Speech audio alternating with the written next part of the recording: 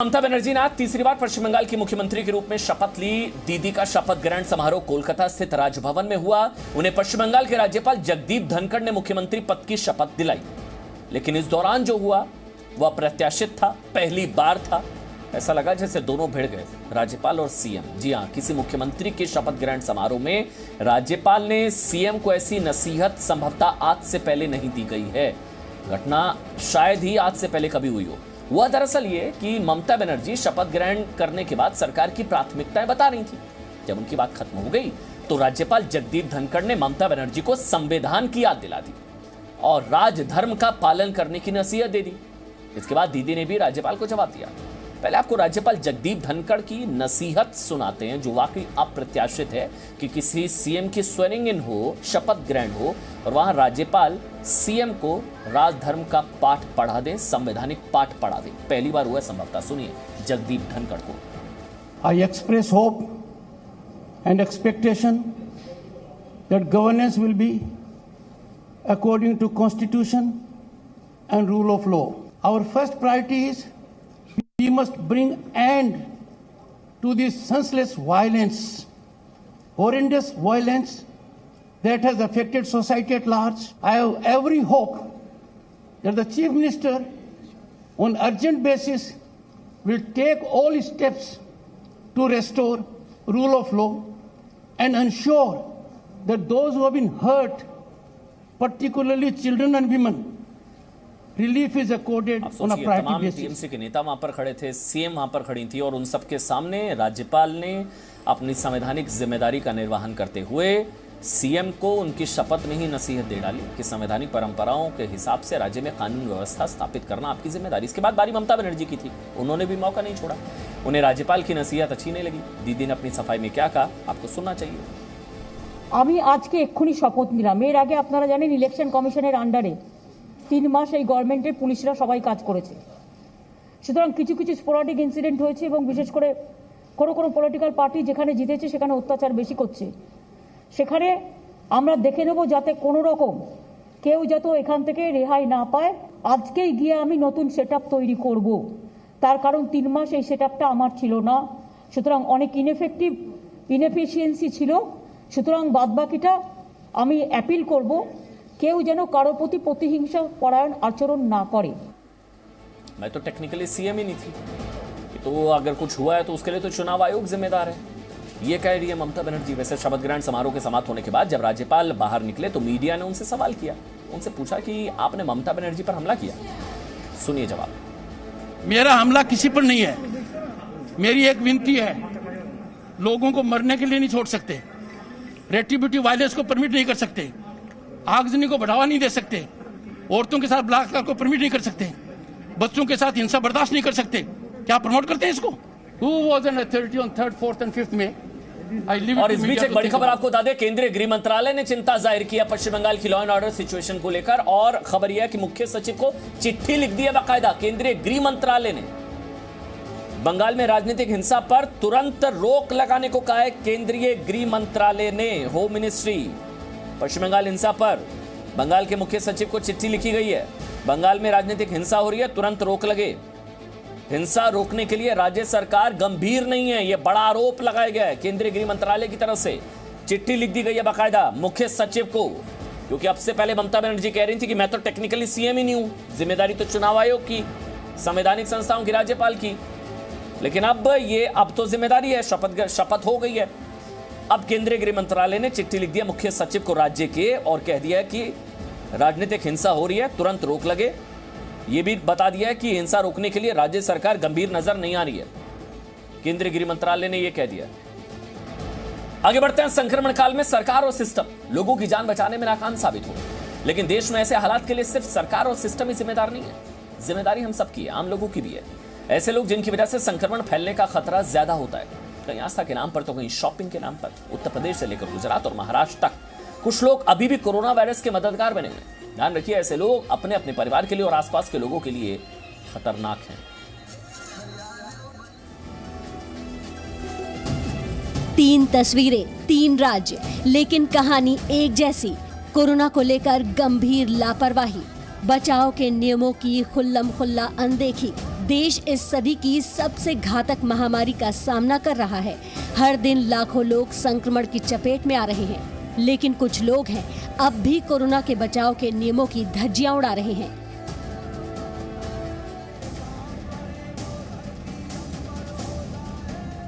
ये तस्वीरें अहमदाबाद के साणंद से आई हैं, जहां बड़ी संख्या में महिलाएं एक धार्मिक समारोह के लिए इकट्ठा हुई।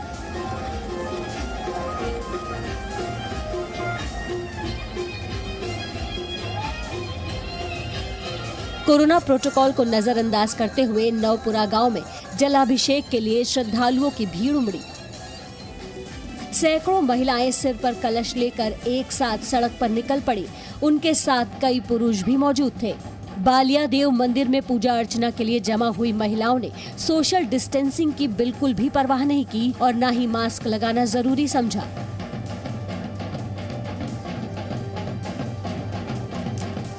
डीजे बज रहा था और महिलाएं कलश लेकर बढ़ रही थी।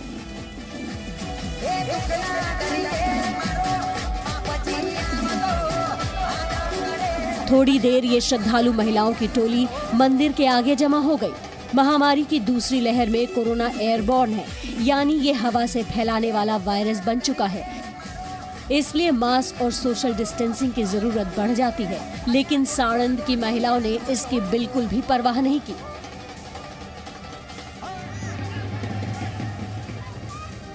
जब ये वीडियो वायरल हुआ तब स्थानीय पुलिस हरकत में आई और सरपंच समेत 23 लोगों के खिलाफ एक्शन लेने की बात कही जा रही है।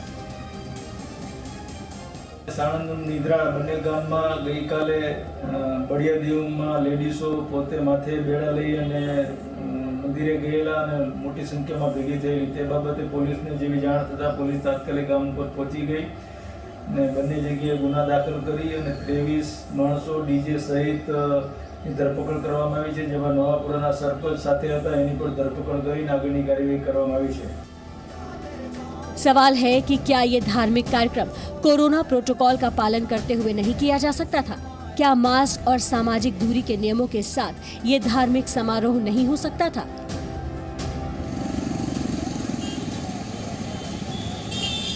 अब दूसरी तस्वीर देखिए जो महाराष्ट्र के अमरावती से आई है। देश में कोरोना से सबसे बुरी तरह प्रभावित राज्य महाराष्ट्र है। राज्य सरकार ने 15 मई तक लॉकडाउन जैसी सख्त पाबंदियां लागू कर दी हैं। सिर्फ अनिवार्य सेवाओं और बहुत जरूरी काम से लोगों को घर से निकलने की छूट है, लेकिन कई लोग इस आपातकाल में भी छूट का नाजायज फायदा उठाने से बाज नहीं आ रहे हैं। लॉकडाउन के बावजूद अमरावती की सड़कों पर अच्छी खासी भीड़ नजर आती है। लोग अत्यावश्यक काम के नाम पर सड़कों पर घूम रहे हैं। जाहिर है भीड़ भाड़ से संक्रमण की चेन टूटने में मुश्किल आएगी। वायरस का खतरा और बढ़ेगा। इसके बावजूद लोग नियमों की धज्जियां उड़ा रहे हैं।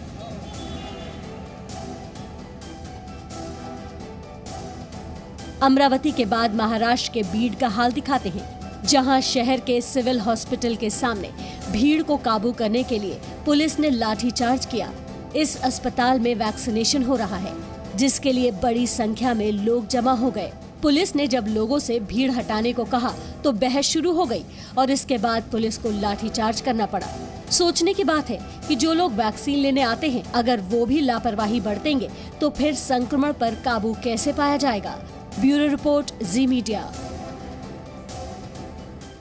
अब आप रिस्ट बैंड के जरिए अपना ऑक्सीजन लेवल चेक कर सकते हैं। दिल्ली के कोविड केयर सेंटर में एक ऐसा रिस्ट बैंड मंगाया गया है जिसे मरीजों के हाथ में लगाकर ऑक्सीजन लेवल पर नजर रखी जाती है सकती है। इसे बीपी और हार्ट अटैक मतलब हार्ट रेट भी चेक किया जा सकता है। इसे बीपी और हार्ट रेट भी चेक किया जा सकता है। कोरोना वायरस के मरीजों का इलाज करने में एक सबसे बड़ी चुनौती ये आती है कि उनको छूकर उनको रोजाना बार बार चेक कैसे किया जाए, और इसीलिए हेल्थ केयर वर्कर्स भी इन्फेक्टेड होते जा रहे हैं। ऐसे में तकनीक लोगों की मदद कर रही है। इस वक्त हम दिल्ली के कोविड केयर सेंटर में मौजूद हैं और जहां अभी भी एक पेशेंट की कार आप देख सकते हैं जो अंदर जाने के लिए इंतजार कर रही हैं, जिनके वाइटल्स चेक किए जाएंगे। लेकिन जब आप वाइटल्स चेक करेंगे तो जाहिर है उनको हाथ भी लगाना पड़ेगा, छूना भी पड़ेगा, भले ही आप पीपीई किट में हो। संक्रमण का खतरा बढ़ता है, लेकिन इसको कम कैसे किया जा सकता है और नई टेक्निक कैसे इसमें मदद करती है? डॉक्टर साहब, ये जो आपके हाथ में ये बैंड है, इस बैंड के जरिए क्या मदद डॉक्टर्स की हो सकती है और मरीजों की मॉनिटरिंग में कैसे मदद मिलेगी? ये एक ऐसी इक्विपमेंट है जो मैसिमो कंपनी बनाती है, बेसिकली यूएस बेस्ड कंपनी है। इसके हम लोग हैंड पे जो पेशेंट होता है उसके हैंड पे लगा देते हैं, ये जो पूरा पूरा रिस्ट बैंड लगा देते हैं। और उसके बाद इसमें एक सेंसर है जो आप देख रहा है, ये सेंसर को हम लोग कनेक्ट कर देते हैं और ये ब्लूटूथ से कनेक्ट हो जाता है सिस्टम के साथ। और ये इनके क्लाउड पे, मैसिमो क्लाउड के थ्रू डॉक्टर्स को और हमारी जो सेंट्रल सर्वर स्टेशन है उस पर ये सारी इन्फॉर्मेशन चली जाती है। इससे क्या होता है कि अगर हमारा कोई पेशेंट को अगर किसी और फ्लोर पे जहाँ पर नर्स अवेलेबल नहीं है या डॉक्टर अवेलेबल नहीं है, उनका अभी 5 parameters are very important, 5 parameters, जिसमें बीपी, पल्स रेट होता है, रेस्पिरेटरी होता है और सभी अभी सब जानते हैं सेचुरेशन फॉल करते पेशेंट की क्रिटिकल, तो ये सेचुरेशन इमीडिएटली बता देता है कि आपका सेचुरेशन फॉल कर रहा है, रेड फ्लैग स्टार्ट हो जाता है। So our doctor and nurses can go and help the patient. तो हम ये रिस्टबैंड आपको एक बार फिर से दिखा देते हैं। जो ये एक टेक्निक आई है जिसमें आप पेशेंट के ब्लड प्रेशर को, उसकी सैचुरेशन को, उसके हार्ट रेट को मॉनिटर कर सकते हैं। और ये 5 पैरामीटर्स जो कि लगातार मॉनिटरिंग के लिए ज़रूरी भी होते हैं, वो कैसे इस बैंड को लगाया जाएगा, इसमें ये डिस्प्ले भी दिखाया गया है। और इस डिस्प्ले के ज़रिए ये देखिए, ये ब्लूटूथ टेक्नोलॉजी से कनेक्ट हो जाता है और जो मरीज़ के डॉक्टर्स होते हैं या हेल्थ केयर स्टाफ होता है उनको इसकी रीडिंग भी पहुंचती रहती है। ये कितनी देर तक काम करेगा किसी मरीज़ पर और इससे आपको क्या क्या मदद मिल सकती है? एक तो हम लोग को जब ये पेशेंट को एक बार लगा देते हैं तो हम इससे 4 से 6 दिन के करीब का इसका होता है, जिसमें हम लाइफ होता है, यूज़ कर सकते हैं। 6 दिन के बाद अगर पेशेंट कंटिन्यू करता है तो उसको ये बैंड चेंज करना पड़ता है। अच्छा। और उसके बाद उसको नई बैंड लगाई जाती है। बट एक बार एक पेशेंट को यूज़ करने के बाद हम लोग को इसको दूसरे पेशेंट के लिए यूज़ नहीं कर सकते, इसे डिस्कार्ड करना पड़ता है। एक तो हमारे जो आज के डेट में पैरामेडिकल स्टाफ हैं, डॉक्टर्स हैं, वो इन्फेक्टेड हो रहे हैं, जैसा आपने कहा, वो अब नंबर इसके कमेंगे, बार बार एक्सपोज होने की ज़रूरत नहीं पड़ेगी। हमारा बीपी, पल्स और सारे चीज़ें जो मॉनिटरिंग है, हमारे नर्सेज और डॉक्टर्स हर 1 घंटे पे बाहर से ही सेंट्रल सर्वर स्टेशन से करते रहेंगे, जिससे पेशेंट को भी फ़ायदा मिलेगा और डॉक्टर्स और नर्सेज और पैरामेडिक स्टाफ भी कम इन्फेक्टेड होंगे। बिल्कुल। तो सिर्फ आम आदमी के मन में नहीं, वो हेल्थ केयर स्टाफ जो कोविड के मरीजों के इलाज में लगा होता है उसको भी ये डर रहता है कि मैं बार बार एक्सपोज होऊंगा तो मैं बार बार इन्फेक्ट होऊंगा, कहीं कोरोना का खतरा मुझे ना हो जाए। ऐसे में जो ये टेक्निक है, ये जो रिस्ट बैंड डॉक्टर साहब दिखा रहे हैं, इसके ज़रिए कम से कम 5 पैरामीटर, जिसमें ऑक्सीजन सबसे इंपॉर्टेंट है। और इस वक्त आप भी जानते हैं, आप ऑक्सीजन सैचुरेशन चेक कर रहे हैं, SpO2 जैसे टर्म से अब हर घर में लोग वाकिफ़ हैं कि वो कितनी चली गई है, कब ऑक्सीजन की ज़रूरत है, कब ऑक्सीजन हटा दी जा सकती है और कब उस व्यक्ति का ऑक्सीजन लेवल जो है वो सामान्य हो गया है। वो इसके ज़रिए जानकारी डॉक्टर्स तक रहेगी, ब्लूटूथ के ज़रिए उन तक पहुँचती रहेगी और बार बार मरीज़ के पास जाने की ज़रूरत नहीं रहेगी। इसमें मरीज़ को भी आराम रहेगा और ख़ासतौर पर जो डॉक्टर्स कोविड की सेवा में लगे हुए हैं उनको बार बार एक्सपोजर नहीं होगा, कोरोना के खतरे से वो थोड़ा सा दूर रहेंगे। दिल्ली के इस कोविड केयर सेंटर में ये रिस्टबैंड्स आज ही पहुंचे हैं। हम उम्मीद करते हैं कि आज से ये मरीजों को लगने शुरू हो जाएंगे और उसके बाद डॉक्टर्स और हेल्थ केयर वर्कर्स के लिए भी ऐसे मरीजों की देखभाल करना थोड़ा सा आसान हो जाएगा। पूजा मक्कड़, जी मीडिया, दिल्ली। और देखिए, कई बार हमने आपको बताया कि किस तरह से ऑक्सीजन की कमी की वजह से कई लोग जो हैं वो बच नहीं पा रहे हैं। ऑक्सीजन की कमी को दूर करने के लिए परिवार वाले घंटों ऑक्सीजन सिलेंडर भरवाने के लिए, ऑक्सीजन के लिए लाइन में लगे हैं। लेकिन एक और चीज़ है जिसको लेकर लंबी लंबी लाइनें लगनी शुरू हो गई हैं। देखिए और समझिए।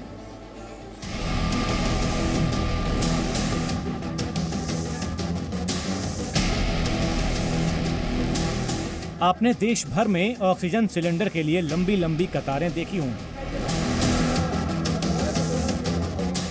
लेकिन ये भीड़ ना तो ऑक्सीजन सिलेंडर के लिए है, ना ही दवाओं के लिए। तो फिर ये भीड़ किस लिए?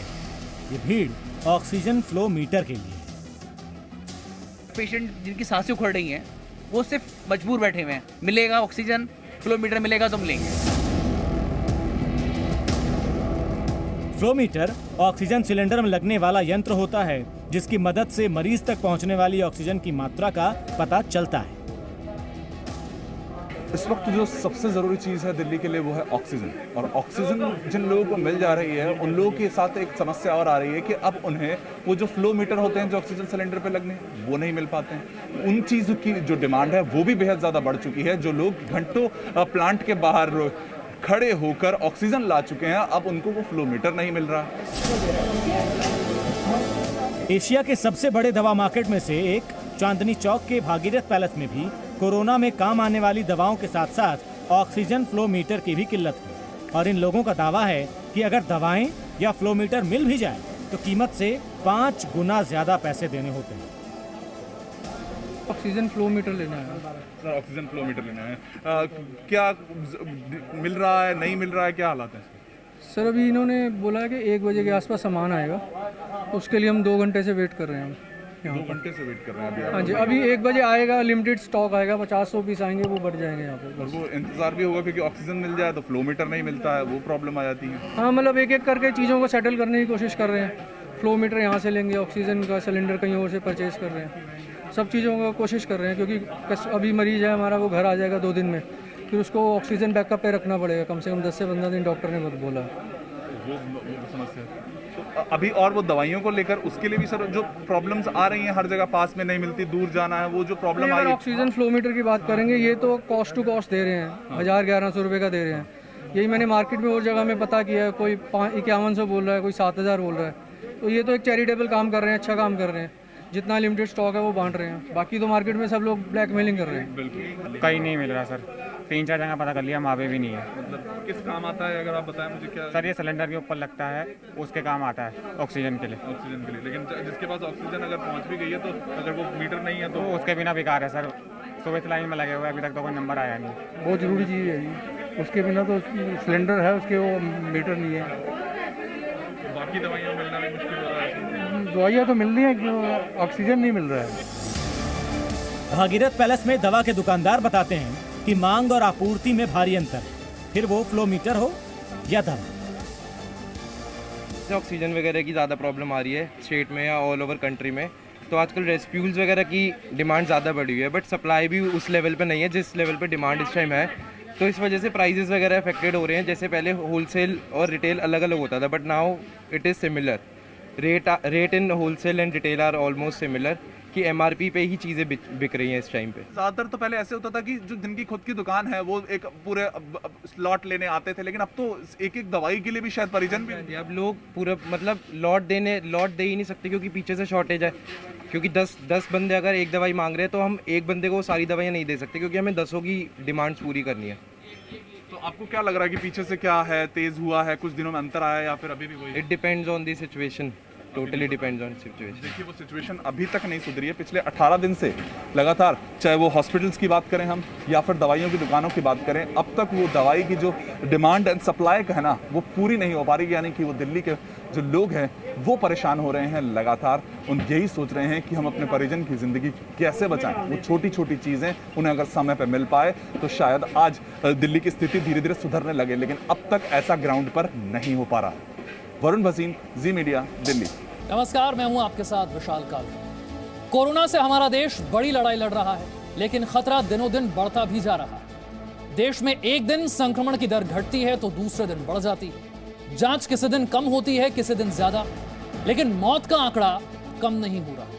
ऐसे में केंद्र सरकार ने आज जो चेतावनी दी है उसमें बहुत बड़े खतरे की आशंका दिख रही है। केंद्र सरकार ने कहा है कोरोना का वायरस लगातार रूप बदलता जा रहा है। हर गुजरते वक्त के साथ कोरोना का म्यूटेशन सामने आ रहा है, उसके नए नए वेरिएंट आ रहे हैं, और ऐसे में सबसे बड़ा खतरा यह है कि देश में कोरोना की तीसरी लहर फैलने वाली है। अगर हर हिंदुस्तानी सतर्क नहीं हुआ, कोविड के नियमों का पालन नहीं किया, तो आप अंदाजा भी नहीं लगा सकते कि जब दूसरी लहर में यह हाल है तो तीसरी लहर में देश का, देशवासियों का क्या होगा। सोच लीजिए, एक बार फिर हम याद दिला रहे हैं, देश में कोरोना की तीसरी लहर आना तय है। नोट कर लीजिए और सतर्क हो जाइए।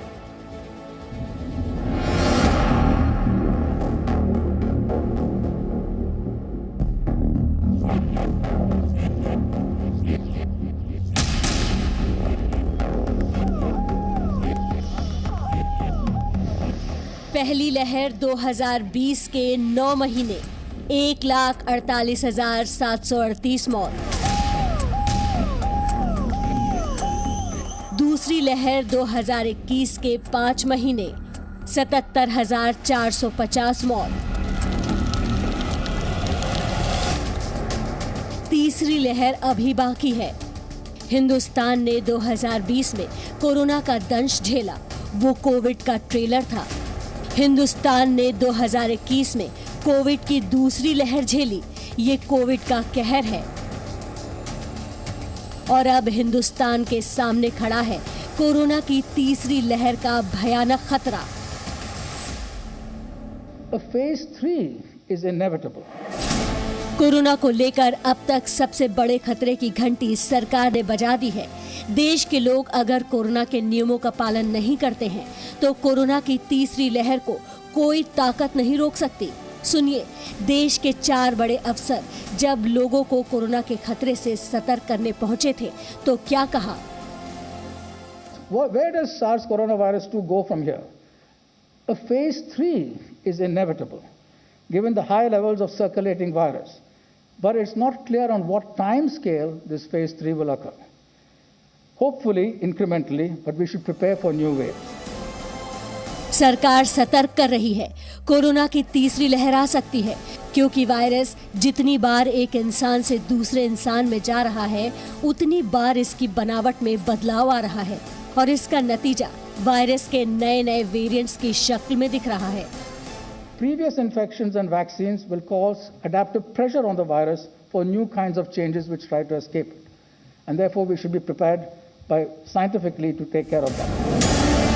मतलब भारत में अभी जितनी तेजी से संक्रमण फैल रहा है, उससे भी वायरस रूप बदल रहे हैं और वैक्सीनेशन वाली आबादी से जब वायरस का सामना हो रहा है तो उससे भी कोरोना के वायरस में बदलाव हो रहा है।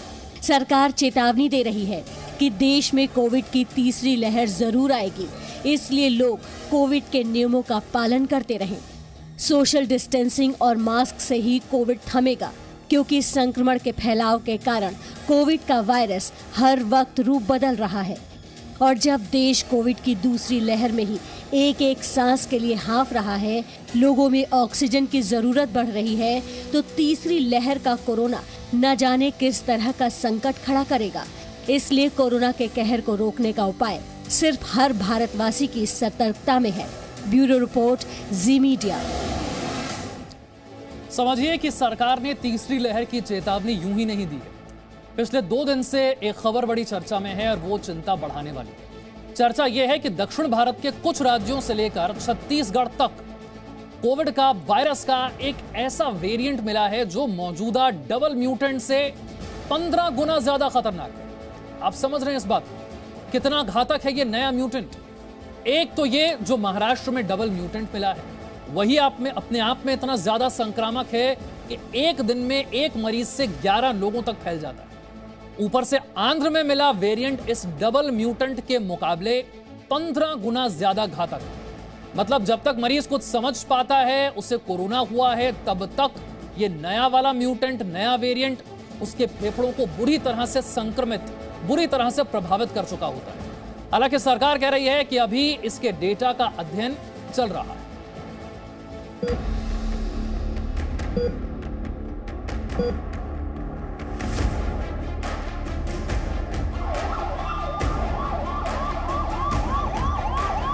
कोरोना से पूरा देश त्राहिमाम कर रहा है। एक वायरस जो नाक और मुंह के जरिए इंसान के शरीर में घुस रहा है और फेफड़ों को तबाह कर दे रहा है। पिछले साल के मुकाबले इस बार वायरस के नए डबल म्यूटेंट वाले रूप ने ज्यादा कहर ढाया है। कोरोना का ये डबल म्यूटेंट रूप B.1.617 वेरिएंट के नाम से पहचाना गया है, लेकिन अब खतरा 15 गुना ज्यादा बढ़ गया है, क्योंकि वैज्ञानिकों के शोध में पता चला है कि कोरोना का नया वेरिएंट डबल म्यूटेंट से भी 15 गुना ज्यादा घातक है और इस नए वेरिएंट का नाम है N440K। भारत के centre for cellular and molecular biology यानी CCMB के वैज्ञानिकों की माने तो दक्षिण भारत के राज्यों में कोविड के इस नए वेरिएंट का असर ज्यादा दिखा है। खासकर आंध्र प्रदेश, तेलंगाना, कर्नाटक, महाराष्ट्र और छत्तीसगढ़ के कुछ हिस्सों में कोरोना वायरस का ये नया वेरिएंट N440K पाया जा रहा है। इस वायरस के बारे में सबसे पहले आंध्र प्रदेश के कुर्नूल में पता चला था। फिर हैदराबाद में वायरस के इस वेरिएंट की जीनोम सीक्वेंसिंग की गई तो 50% से ज्यादा नमूनों में यही N440K वेरिएंट मिला।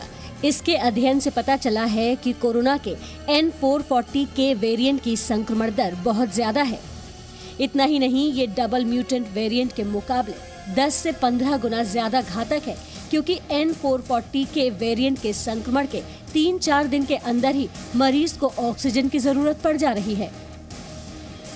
जबकि डबल म्यूटेंट कोरोना के संक्रमण में मरीज की ऐसी हालत 7 से 10 दिन के अंदर हुआ करती है।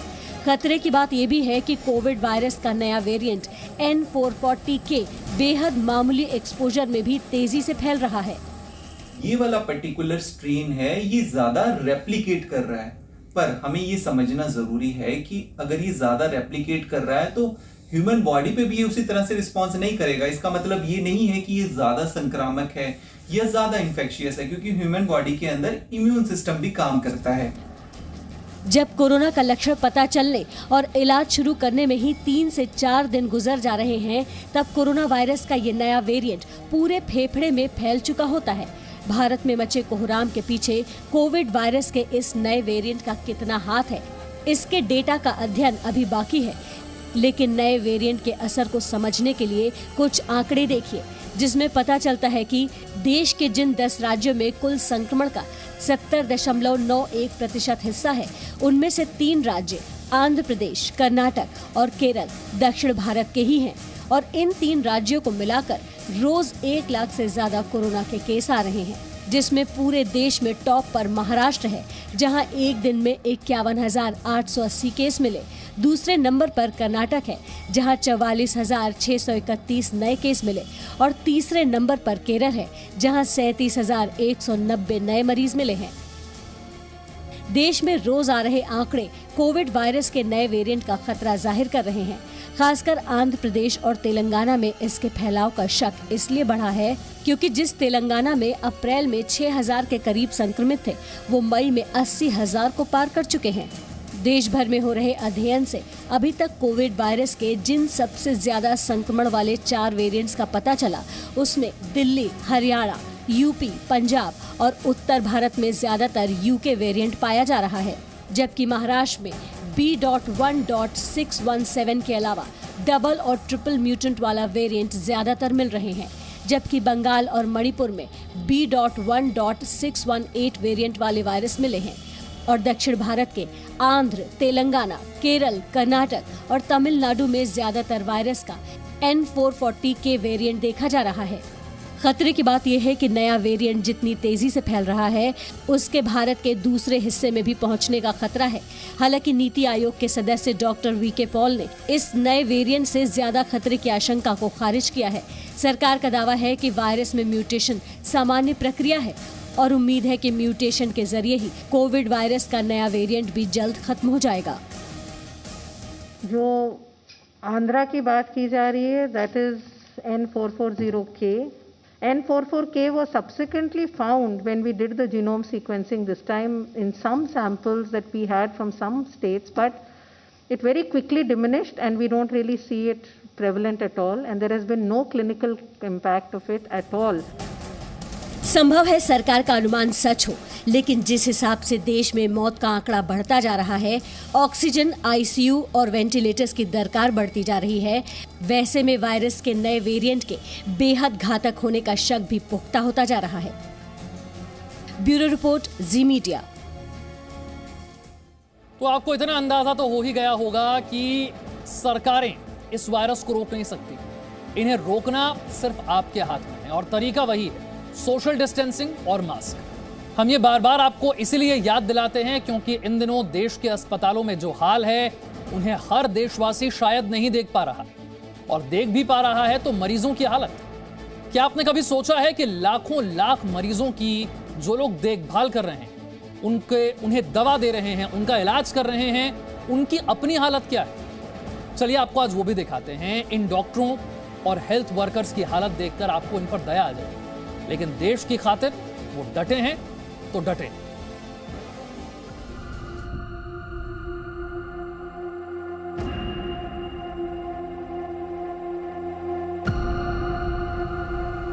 सोशल मीडिया पर वायरल ये तस्वीर एक डॉक्टर की है, या यूं कहें कि हमारी जान बचाने वाले भगवान की है। वो भगवान जो 24 घंटे में 15 घंटे तक मास्क, फेस शील्ड, ग्लव्स और पीपीई किट में रहते हैं। आपकी जान बचाने के लिए खुद अपनी जान खतरे में डालते हैं। और जब ये डॉक्टर पीपीई किट उतारते हैं तो इनकी हालत ऐसी हो जाती है। पसीने से लथपथ, यानी शरीर का पूरा पानी बाहर आ चुका होता है, जो किसी को भी बीमार करने के लिए काफी है। अपने परिवार को खतरे में डालकर हमें बचाने वाले ये डॉक्टर्स कैसे जी रहे हैं? डॉक्टर्स की ये कहानी हम आपको दिखाएं, उससे पहले ये जानने की जरूरत है कि देश में आज की तारीख में कितने डॉक्टर्स हैं और एक डॉक्टर कितने कोरोना मरीजों का इलाज कर रहा है। सरकारी आंकड़ों के मुताबिक देश में कोरोना का इलाज करने वाले कुल 10,80,656 डॉक्टर हैं, जबकि 2,06,65,148 लोगों को कोरोना हो चुका है, यानी एक डॉक्टर तकरीबन 19 कोरोना पीड़ितों का इलाज कर चुका है। देश भर में कोरोना से जो जंग चल रही है उसमें सबसे ज़रूरी जो आधार है हमारा, वो हमारे डॉक्टर्स हैं, हमारे फ्रंटलाइन वर्कर्स हैं, और वो भी लगातार इस दूसरी वेव में अपने जी जान के साथ लगे हुए हैं और मदद कर रहे हैं, उन पेशेंट्स की इलाज कर रहे हैं जिससे कि वो उनकी ज़िंदगी बच पाए। ऐसे बहुत से लोग हैं जो खुद भी संक्रमित हुए, यानी कि वो डॉक्टर्स खुद संक्रमित हो गए, उनकी सेवा करते करते उस खतरनाक स्ट्रेन का जो था उसके चुंगल में फंसे, लेकिन बचकर वापस से आकर वापस से वही ड्यूटी निभा रहे हैं। ऐसे में उन डॉक्टर्स का दर्द समझिए जो सिर्फ एक बार नहीं 2-2 बार कोरोना संक्रमित हो चुके हैं, बावजूद इसके उसी कोरोना वार्ड में तैनात है। हर पल उन्हें संक्रमण का खतरा रहता है, लेकिन वो लोगों की जान बचाने में लगे हैं। दिल्ली और देश के अस्पतालों में महामारी के समय में भी जी जान से काम कर रहे डॉक्टरों के बारे में सोचिए। कभी कभी वो थक जाते हैं, खुद को लाचार और बेबस भी महसूस करते हैं, लेकिन हिम्मत नहीं हारते। आज आपको ऐसे डॉक्टरों के दर्द को भी समझना चाहिए। ये दिल्ली के LNJP अस्पताल के डॉक्टर मिर्जा आकिब हैं। कुछ ही दिन पहले ये पॉजिटिव हुए थे, लेकिन जिस दौरान ये कोरोना से लड़ रहे थे, अपना दर्द परिवार तक को बता नहीं पाए। इन्हें डर था कि परिवार के लोग कहीं परेशान न हो जाए। परिवार वाले भी काफ़ी परेशान हो गए थे जब पता चला तो, लेकिन यही है जितना बातें हो सके उतनी बताई, पूरी बातें भी नहीं बताई घर पे।